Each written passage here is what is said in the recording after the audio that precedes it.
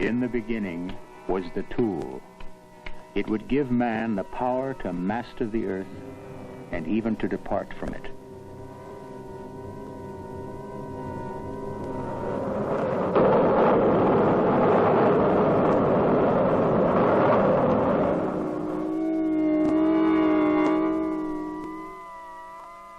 July 20th, the year 1969.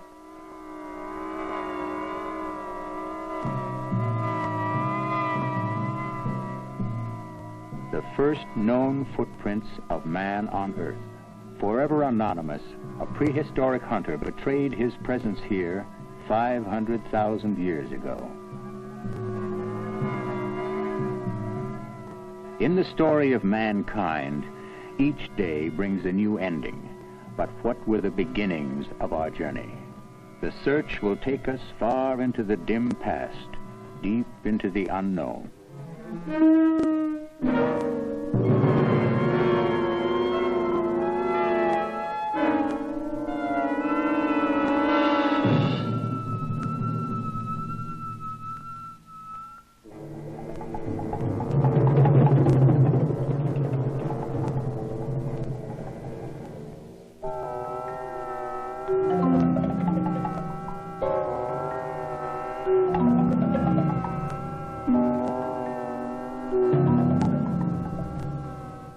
In southern Ethiopia, these barren hills may conceal the earliest evidence of man's existence. A scientific expedition seeks a creature which was neither man nor animal, but something in between.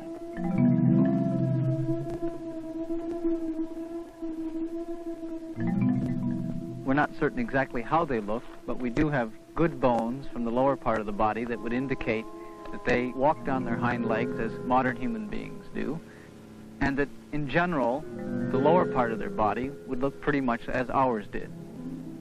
It would look strange, but it wouldn't look like any other animal either. I think you'd probably think immediately that it was human, and then after you looked a while, you'd begin to wonder.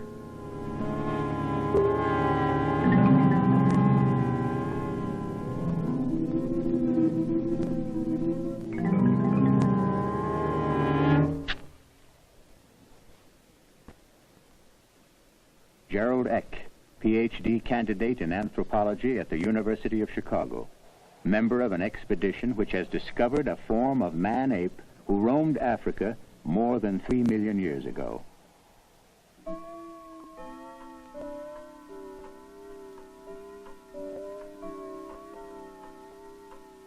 Time. Our story is about men who are attempting to defeat it. Time is their enemy in the search for the ultimate origins of man, and they must deal with almost unimaginable amounts of it. For instance, suppose that the distance between us and those hills represents 4 million years. It is, in fact, 3 miles. Suppose that merely by walking back, we could turn back time. Each step would represent 500 years. Now we've covered 8 feet, around 2,000 years. This minute period is our local neighborhood in the universe of time. It's crowded with men and events. It contains the vast bulk of everything we've dreamed and learned and invented.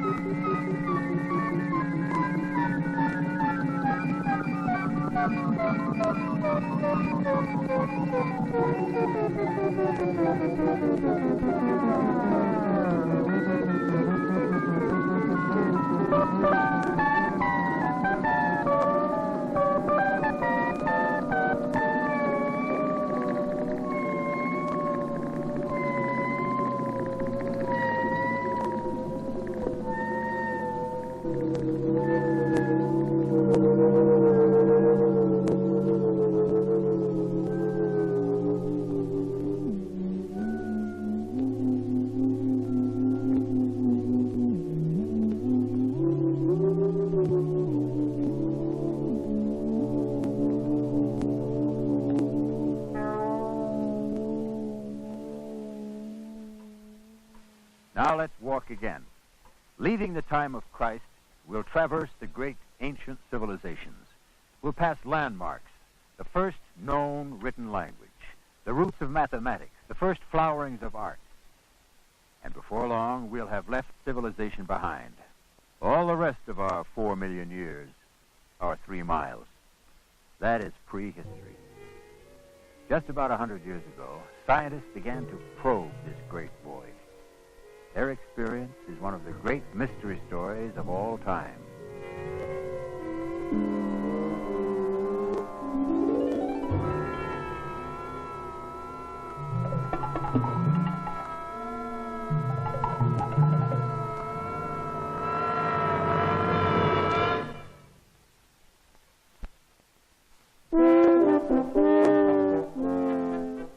In southwestern France, there is a region of gentle hills and steep valleys called the Dordogne. Its historical landmarks evoke visions of past ages, the domains of dukes and barons, the splendor of great kings.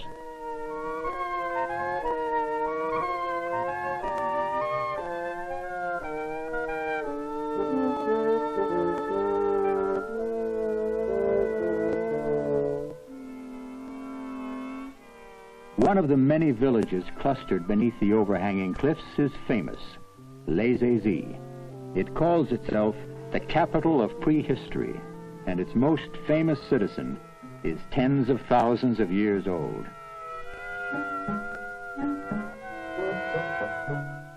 In the late 1800s, in and around Les Aisies, amateur archaeologists began to excavate under cliffs and in the mouths of local caves. While every civilization and religion had its own account of human origins, these were among the first men to search for solid evidence of their remote ancestors. One kind of man they discovered was almost indistinguishable from modern man in bone structure. So he was visualized as a kind of noble savage, a man of compassion, intelligence, and courage.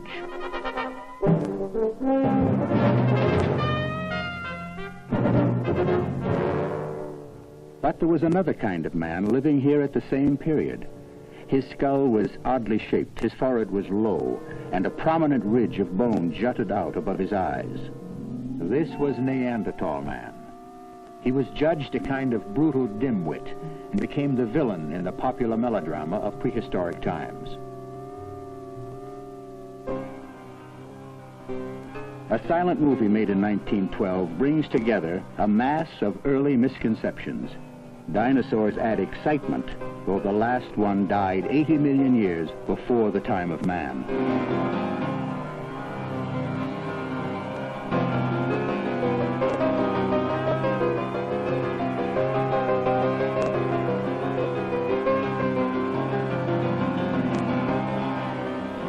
Picked on by his bullying Neanderthal neighbors, the average man went his weary way until one day,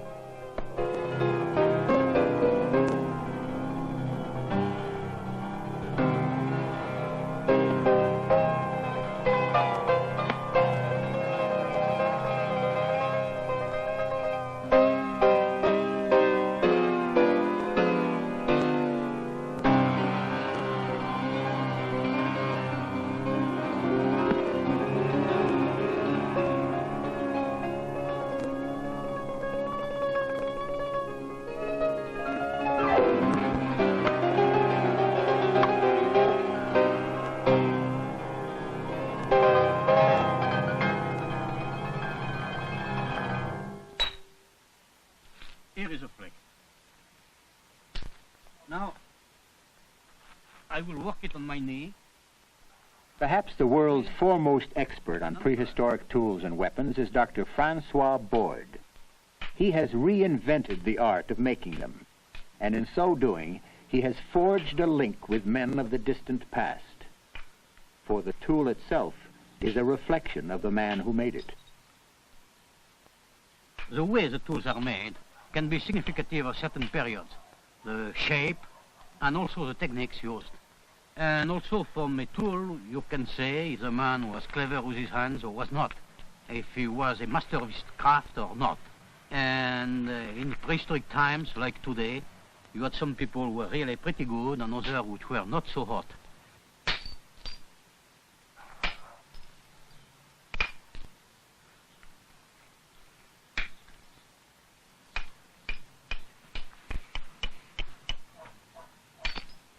Well, it is finished now, and we can compare with one coming from Le Moustier, which is slightly smaller, but the same general technique. Razor sharp, beautifully proportioned, bored stone axe is modeled after one excavated near Les Aisies.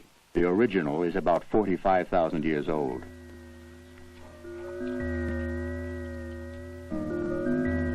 In Board's most recent excavation, he has succeeded in establishing human habitation of a single cave over a period of more than 75,000 years. Layer by layer, he has uncovered the debris left by thousands of generations of man. The probable occupant was Neanderthal.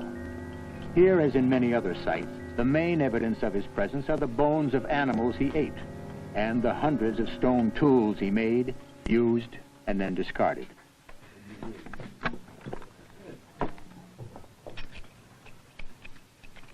A tool fragment. Virtually indestructible, it bears marks of human workmanship which an expert can instantly recognize. Well, that's a flake with some notches here and some retouch on the flat side. And also here, well, it's not a very typical tool, but that's one, all right. Okay. Who was Neanderthal? What was he? Evidence indicates that his bizarre appearance is misleading. He is now regarded as an extinct racial variety of man, not fundamentally different from ourselves. Victorians considered him a near animal. Now he seems more a pioneer of human culture.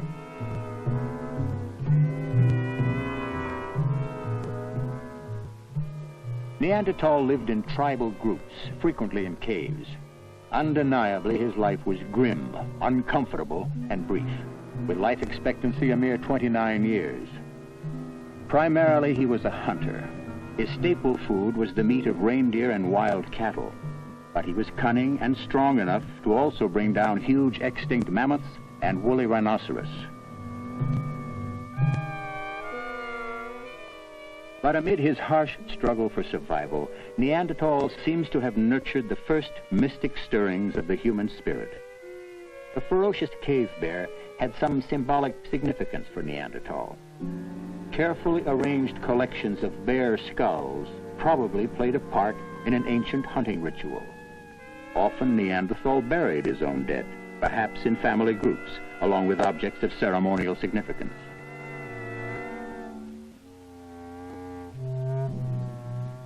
One such graveyard was uncovered in Palestine in the early 1930s. Some of the remains showed a mixture of the features of Neanderthal and modern man. This first clue to a close relationship between them spurred a massive excavation. In 3 caves on the slopes of Mount Carmel, Arab workers labored for 6 years.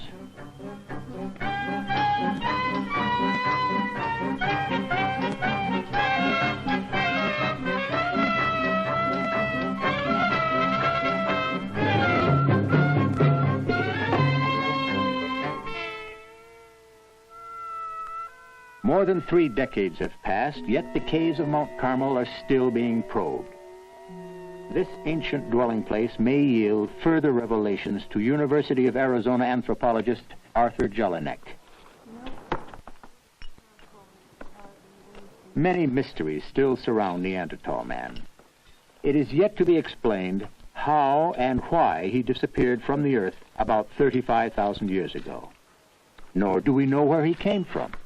We can trace him back some 100,000 years, and then we enter a perplexing void in the story of mankind.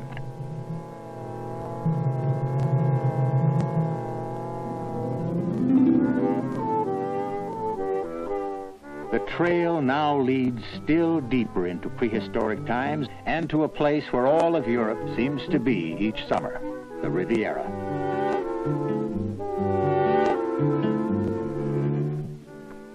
Lazare, a cave less than 100 yards from the water's edge in the city of Nice. Here, French prehistorian Henry de Lumley has directed one of the most remarkable excavations in recent years.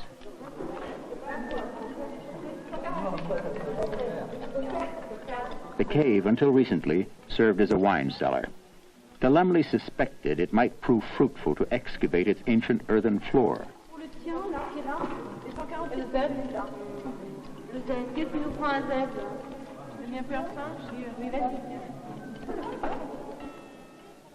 De Lumley's students soon uncovered stone tools of crude but unmistakable design, solid evidence of prehistoric man. In the modern age of excavation, mere earth has proven to be amazingly informative. Samples from Lazare were subjected to fine analysis. They revealed tiny seashells, and these contained radioactive elements which allow precise dating. It was proved that some form of man lived in the cave about 130,000 years ago. This is a period which has always been deeply mysterious, well before the age of Neanderthal.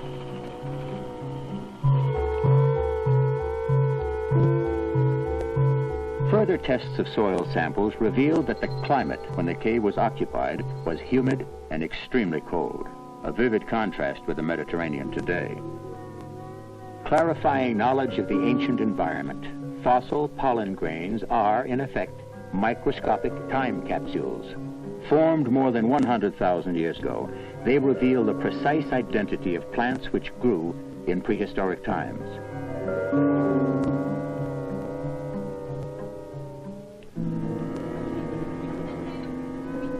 Within the cave, each team of excavators is responsible for a single 1 meter square.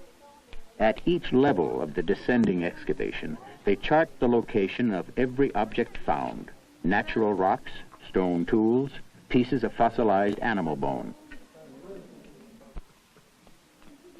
The biography of one square, recorded over several years, reveals some layers almost barren, then deeper ones rich with evidence of man.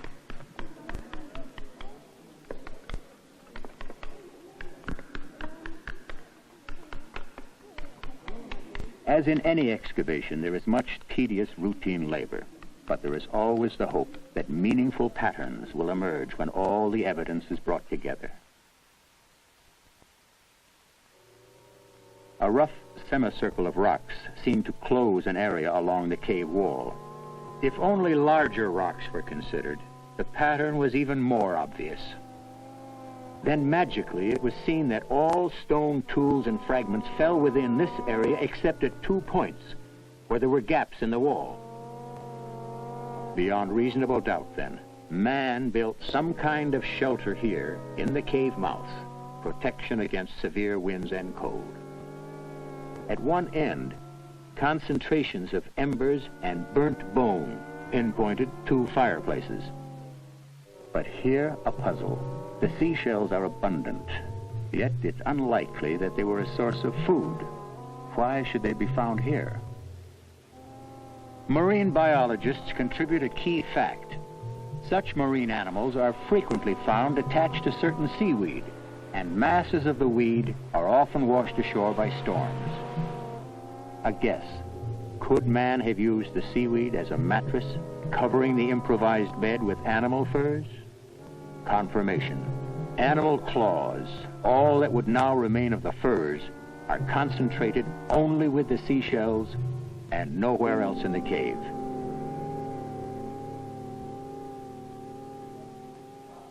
Such detailed knowledge of how man lived in a remote period of prehistory is almost without precedent. But there is one crucial disappointment. Only a few fragments of human bone have been found in a far corner of the excavation.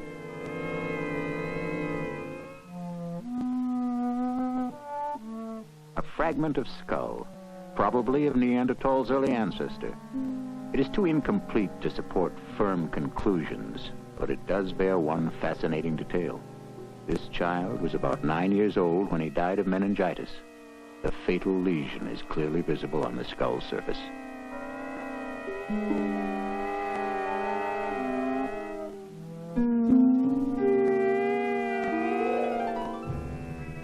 So the picture of life in the cave more than 100,000 years ago remains incomplete. We know where and how man lived, what he ate, what he slept on, even what the weather was like. But the form of the man himself is missing.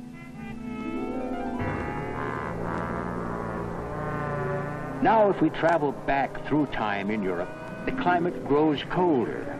Twice, over a period of 300,000 years, great glaciers creep down from the north and shroud the continent.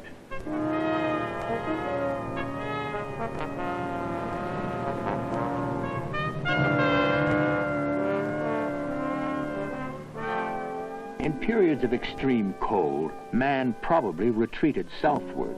We know little of what he looked like, but evidence of his existence is overwhelming. He left these strange stone pavements and many of his tools in the Jordan Valley of Israel.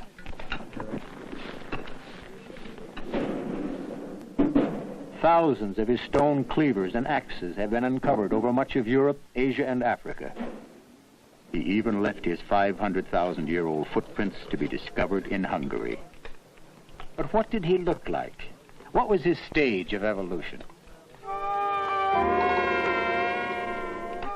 The answers came from China in the 1920s, from a cave near Peking called Zhoukoutian.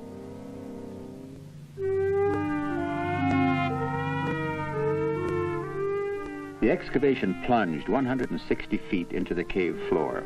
From the dig poured a wealth of evidence of a primitive form of man nearly 500,000 years old. Best of all came bones of the man himself, 14 skulls and lower jaws, parts of 45 individuals. In volume and in knowledge gained, the cave was rich beyond imagination.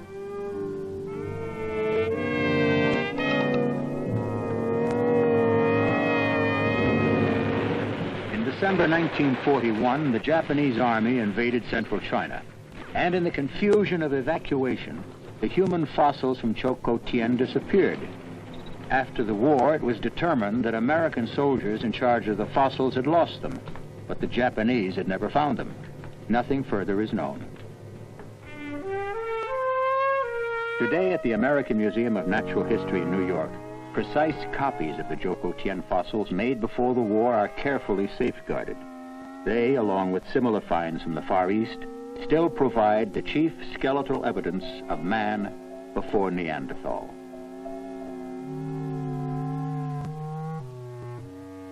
We are called Homo sapiens. He is Homo erectus. He is so different from us, he is assigned to another species. But already 500,000 years ago, he was undeniably a tool maker and a user of fire.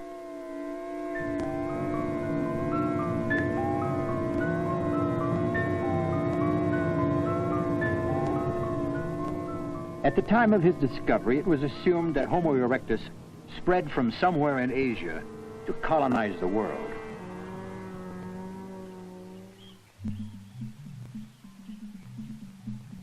But another continent had yet to be fully explored. Here we would discover that once long ago there lived a creature which was more than an animal, but not quite a man.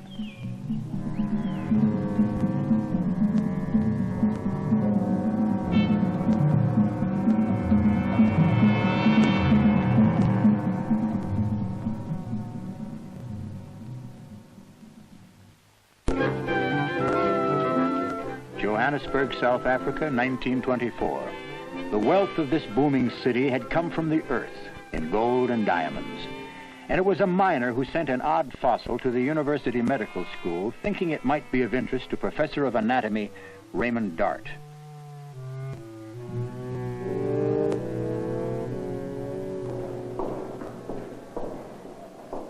The fossil was of interest. It bore evidence contrary to all prevailing scientific opinion. And by merest chance, it had fallen into the hands of a man with the knowledge and insight to recognize what it was, and the courage to make his findings known.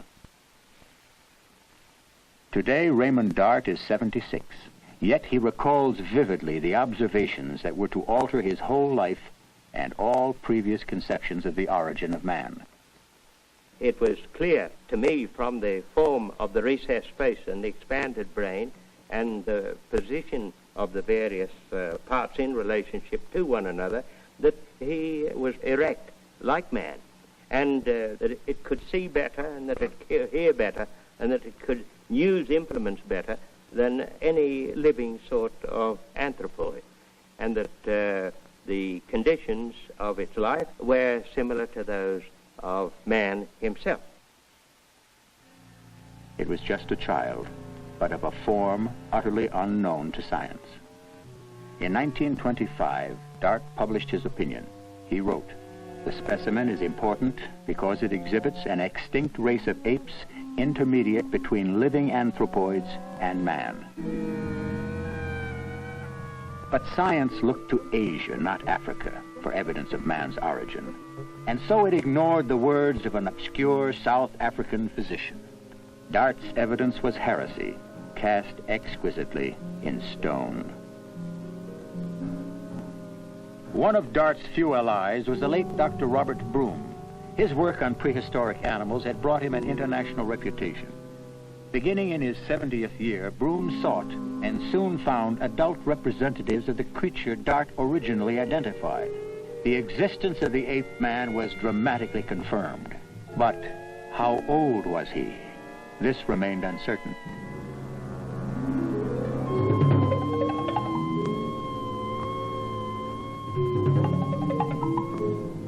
Nearly 2,000 miles to the north of Johannesburg in the wilds of Tanzania, there exists a fossil hunter's paradise, Olduvai Gorge. Here for nearly 30 years, Doctors Lewis and Mary Leakey had been searching for a creature whose tools they had found in the most ancient layers of Olduvai.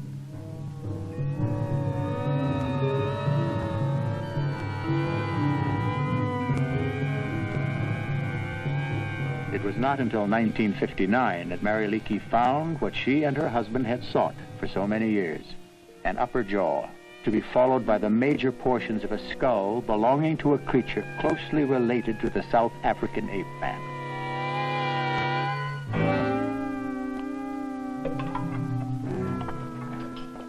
Later came portions of a smaller form of ape man, clearly distinct from the Leakey's original discovery. Presence of volcanic rocks at Olduvai meant that the finds could be dated by chemical methods. These fossils, and by implication the South African ones, were 1 million years old and more. The results rocked the scientific world. Now the search narrowed to the Omo Valley in southern Ethiopia. Remote, inaccessible, it was closed to scientists until the late 1960s. Then, by order of the Emperor, an international expedition was authorized.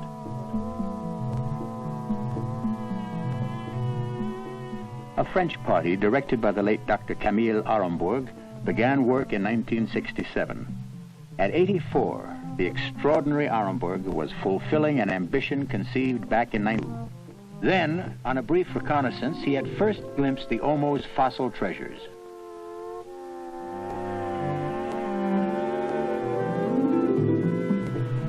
An American scientific team worked in cooperation with the French. The Omo research has involved dozens of scientists and African workers. Specialists in geology, prehistoric plants and animals visited the field over a 3-year period.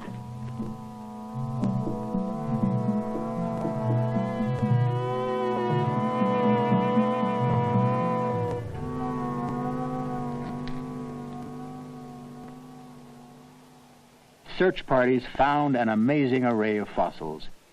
Exposed by erosion, they revealed the life of Africa more than 2 million years ago. A bone plate from the back of a crocodile.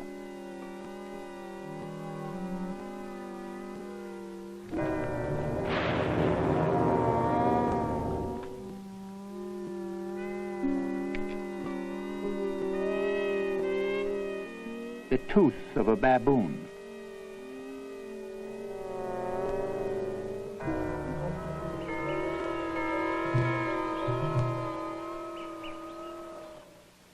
Most of the skeleton of a large elephant.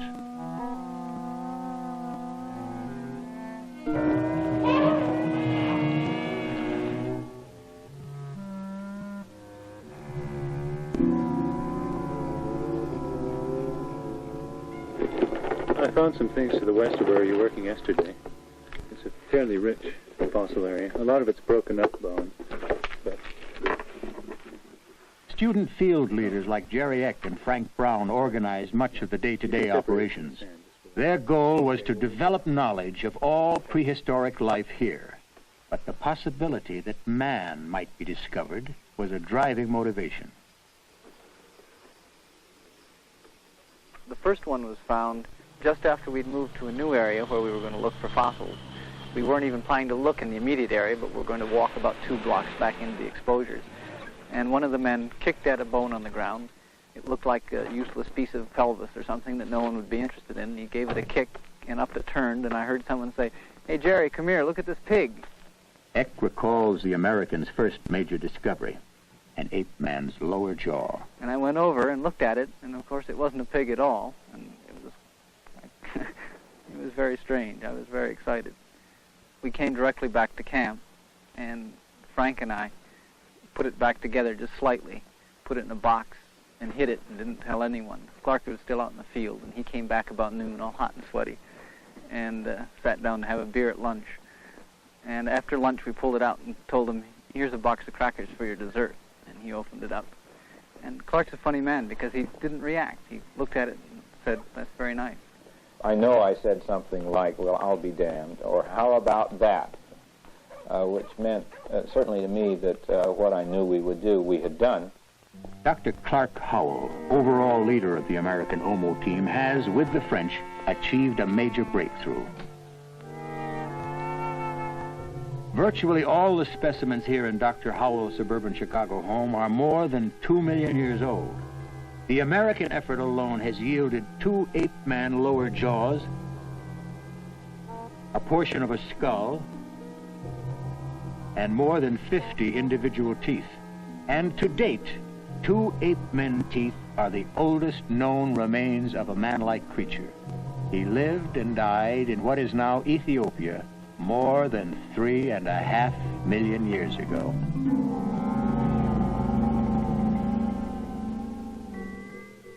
Still only dimly seen and understood, the extinct ape-men of Africa are probably the remote ancestors of all mankind. What were they like? There are many theories, few facts. Collectively, they are called australopithecines, and we do know that there are at least 2 different kinds. One was a big-boned, robust creature. A large male must have weighed 150 pounds. His brain was small, however, and his large, flat teeth indicate his diet was probably vegetarian. The other ape-man was smaller overall and probably more agile. His average height, just over 4 feet. He too is small-brained, but his teeth are distinctly human. Beyond these few certainties lie a multitude of questions. How did they get along? Were they culture-bearing? Were they all meat-eating? Were none of them meat-eating? Were they merely vegetarian? That is, we raise a whole series of questions that have to do with living systems. And that's really what our work has been focused on, trying to study extinct systems and to understand how they function. Over a void of 1 million years, we have reached back and proved his existence. Now the goal is to learn how he behaved. The task is formidable, but the man-hunters are massing their evidence and forming their conclusions.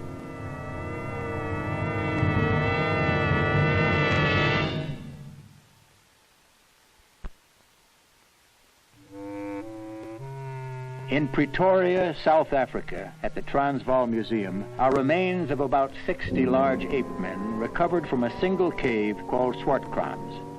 This massive collection has done much to indicate what this ape-man looked like, and it also may provide clues to his behavior. Museum director C.K. Brain feels there is great significance in the fact that almost all the remains are parts of skulls. Very few bones from the rest of the ape-man's body have been found.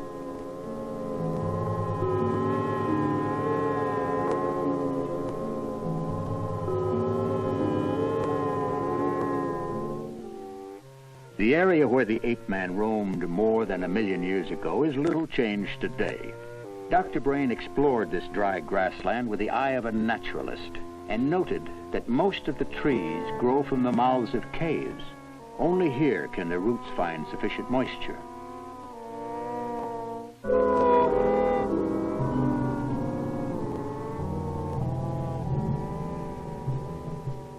Where ape-man bones have been found in caves, it has usually been assumed that he lived there.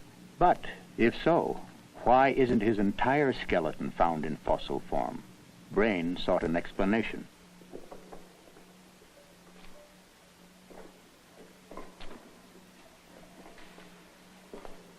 This is a fairly typical cave which consists of a vertical shaft leading down to an underground cavern, and this is the sort of place where bones derived from the surface finally become fossilized. We imagine that Swartkrans may very well have had a shaft of this kind, and that over a period of perhaps 20,000 years, a large number of bones found their way down from the surface to become fossilized underground here. The suggestion is that leopards, feeding in trees up on the surface, dropped bones down the shaft to become fossilized in this underground cavern.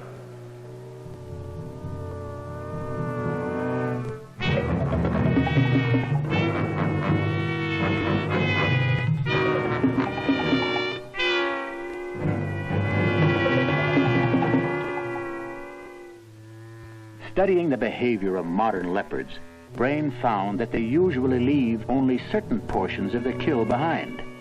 If the ape-man was the leopard's victim, this could account for the odd distribution of bones in the cave of Swartkrans. Now the suggestion is that if a leopard had its headquarters in the Swartkrans area and made a kill fairly close to the cave, it might take it back to the tree growing from the entrance of the cave, consume it there, and then some of the remains, some of the bones from the carcass, would fall directly into the catchment of the underground cave down the shaft to become fossilized underground.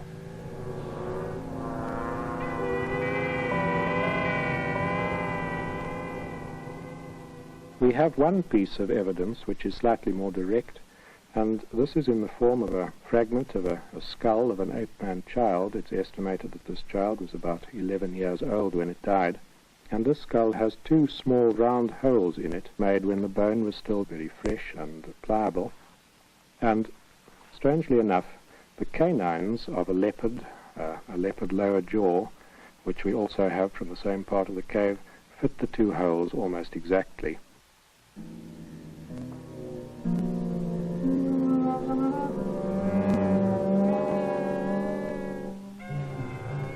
In the dangerous open plains of Africa, how did the ape-man survive? One approach to this basic question is the study of living primates in the wild.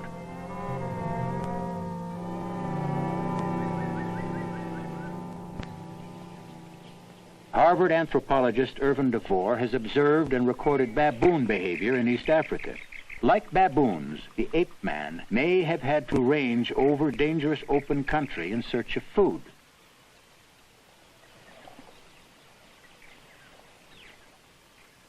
DeVore observed that the baboon's survival depends on social cooperation and unity within the troop. They have also learned how to gain added protection from other animals. Impala, zebras, and baboon often graze together. The alarm sounded by one will signal danger to all.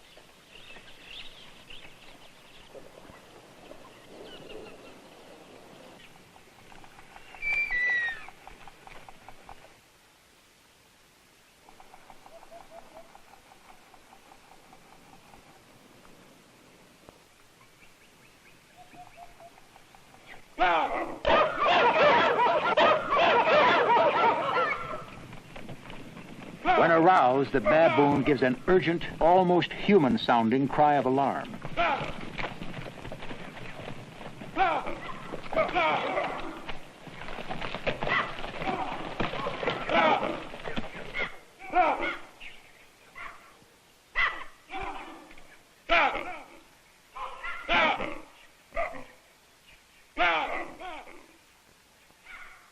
So the ape-man may have relied on various forms of cunning and social cooperation to win survival. but parallels between him and living apes and monkeys can't be pushed too far. They have evolved on different lines for nearly 15 million years, and many fundamental differences divide them. A baboon, for instance, can stand upright only briefly to see over tall grass, but apparently the ability to walk and even run on two legs was crucial in the development of the African ape man.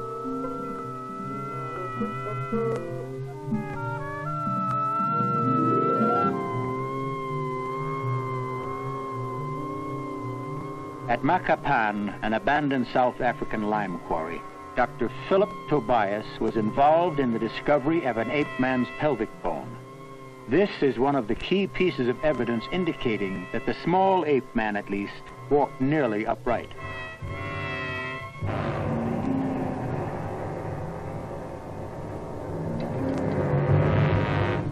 Yes, that was just great, Artemis. Would you like to take your head off and have a breather? That's terrific. Very nice. You've got it absolutely right. Now, I hope you all saw that, exactly how she walked onto the picture. Ape-man suits, created on imaginative lines for a theatrical movie, conceal some of Professor Tobias' students. One of the world's foremost experts on the anatomy of prehistoric man, Tobias is also an inspired teacher. The sacroiliac joints and eventually the backbone itself becoming adjusted to complete uprightness. Professor Tobias, at what stage was complete uprightness attained? Probably at the stage of Homo erectus. That's really the next big evolutionary level of human development. Probably only about 750,000 years ago. So it's really quite a recent development. I want you to have a little run now. Get down into a sort of crouching position. And then when I give the word, I want you to come upright, run forward in a slightly bent position, a couple of yards, and then flop down into a crouching position once again. Okay. All right. On your marks, off you go. That's great. Now, come up onto two legs and just try standing upright. Bent at the knee a little, bent at the thigh a little, and with your backbone bent over a little. Just stand looking straight ahead of you always, looking at the dangers in your path. You're primates, and primates live by their eyes. That's the ticket. Look straight ahead of you. That's dead right. That's dead right. Hold it for a minute or two. Right. Flop over again. Down to the crouching position once more. Okay. Dead right. This is how it probably started. Little short spells of two-legged running and then over into the four-legged position once again. Gradually, you learn to do it longer and longer without falling over, and eventually you can keep a perfect balance without falling over whatsoever. Okay. The reason why uprightness is so terribly important in the history of man is that it led to the freeing of the hands. All the rest seems to have followed. The enlargement of the brain, the reduction in size of the teeth, the gradual development of a more precise grip such as man alone in the animal kingdom is capable of. And that's why the evidence of the pelvic bones from Okapanscot is so terribly important. It was a crucial kick-off point in the history of man's evolution. Once the hands became free, how were they used? Raymond Dart has developed a highly provocative theory. He believes that man's ancient ancestors were themselves dangerous predators. The bones of the animals they killed became weapons. Dart has stood alone with an unpopular idea before. Now he has a new one. He believes that killer apes were our ancestors, and that this accounts for all man's fondness for struggle, violence, and aggression today.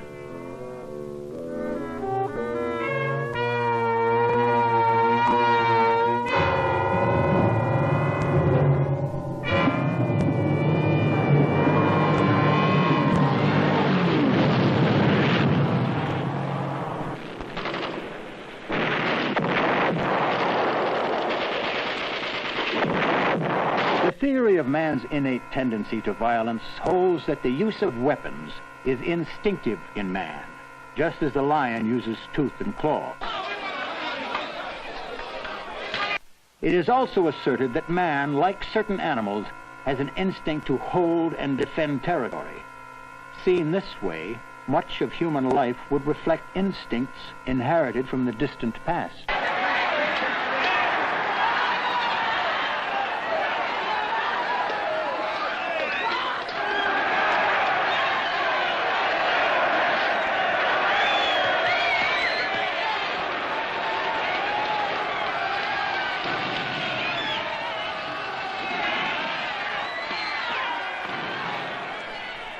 there isn't a single phase of human experience which is not built upon competitiveness and strife of some sort or other.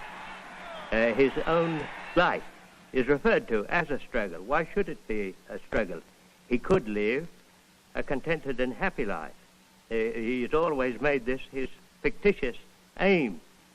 But it's still an aim, and maybe one day he'll acquire it, but he'll probably need a few million years in front of us in order to really attain it. Are we the descendants of a savage, aggressive killer ape? And if so, are we condemned by this birthright to commit violence? The idea raises many objections. We have a world with a lot of disharmony, with a lot of violence and a lot of aggressive patterns of behavior and so on. It's rather an opportune thing to seek to present to the public the idea that they are innately aggressive, therefore we don't have to account for our own patterns of behavior because they're already established, were established millions of years ago, and they haven't changed since then, so why should they be any different now?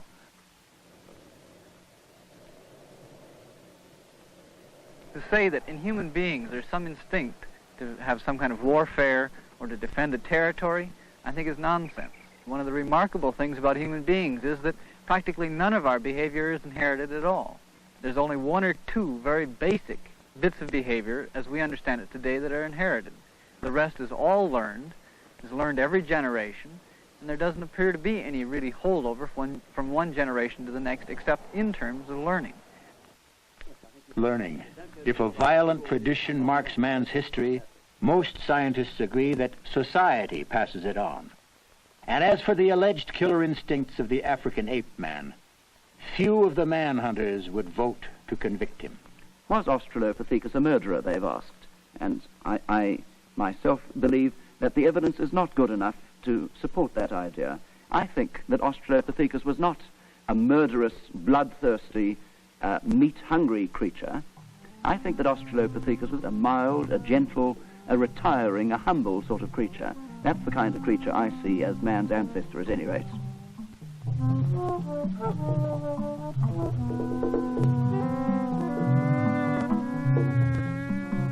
So at the moment, we are certain only that he existed, a shadow creature evolving into man. He could neither dream nor imagine what he would become. Man, unique in many ways, not least in his urge to trace the pathways of his past, to penetrate the unknown.